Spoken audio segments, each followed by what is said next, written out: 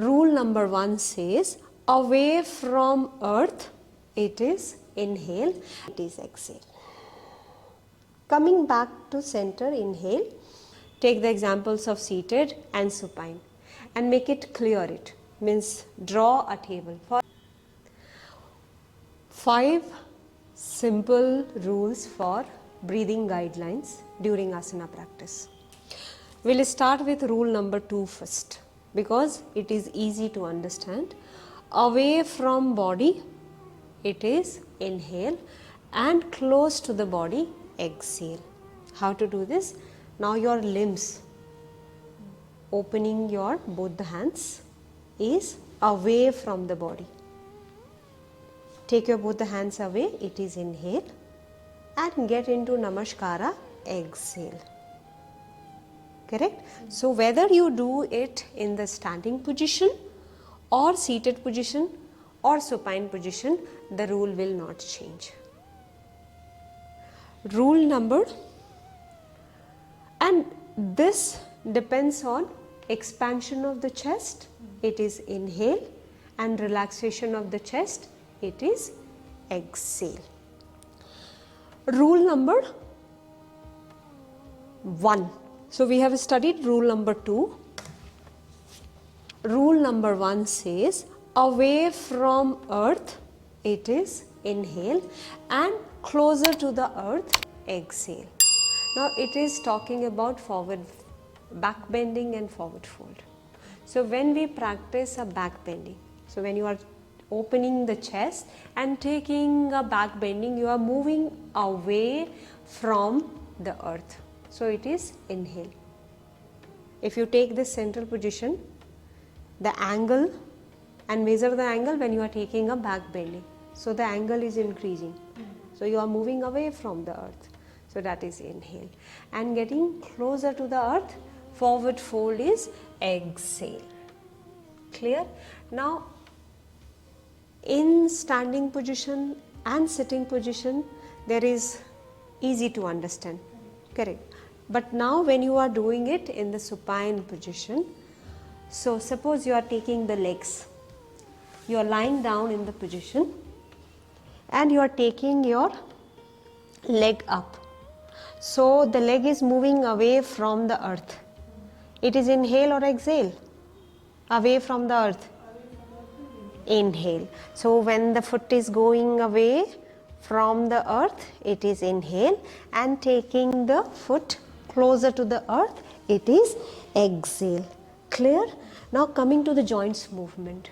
When you are doing a joints movement, flexion and extension. So when you are doing a flexion, what is happening? Away from the earth, so it is inhale. And when you are doing extension, it is going closer to the earth, it is exhale. Clear? So rule number 1 finished. Now coming to rule number 3. In the rule number 3, there is a lateral shift. So center, starting with the center, inhale. To start the position or going into the position, you have to think about the breathing. So for the lateral asana practice, lateral shift is always exhale. How it is? Raise the right hand up, inhale, and shift the right hand towards the left side, it is exhale. Coming back to center, inhale, and lateral shift, exhale. No doubt? Yeah. ठीक है. Now whether it is a standing position or seated position or supine position, anything. In the supine position, generally we will not practice the lateral shift. Okay. Rule number 4. Rule number 4 and rule number 1. Rule number 4 and rule number 1 is almost similar.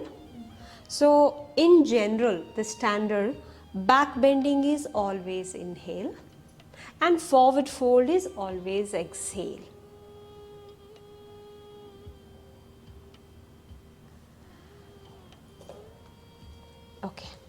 Now in supine position, when you do a back bending, what is the asana? Bhujangasana, back bending. You do inhale, Bhujangasana, taking the trunk away from the, yes. So, inhale and exhale. Now, when you do Pavan Muktasana, holding the asana, inhale, and forward fold is exhale. So even though, What about the fish pose? again you are going away from the earth then. Yeah, so I'm lifting the chest. So it is inhale. So rule number 4 I have written separately so that mind is always active in understanding that if any back bending is coming, it is always inhale. Forward fold is always exhale. It is also possible where you are doing only back bending and coming to the center position, like Kandarasana. What happens in Kandarasana? You raise the lower back up, inhale, and then coming to the center, it becomes exhale. So it is not necessary that back bending is counter with forward fold always. Last rule is your twisting rule. Starting from the center, inhale, and when you are twisting, exhale. Now when we are twisting, what happens to the stomach? Why it is exhale?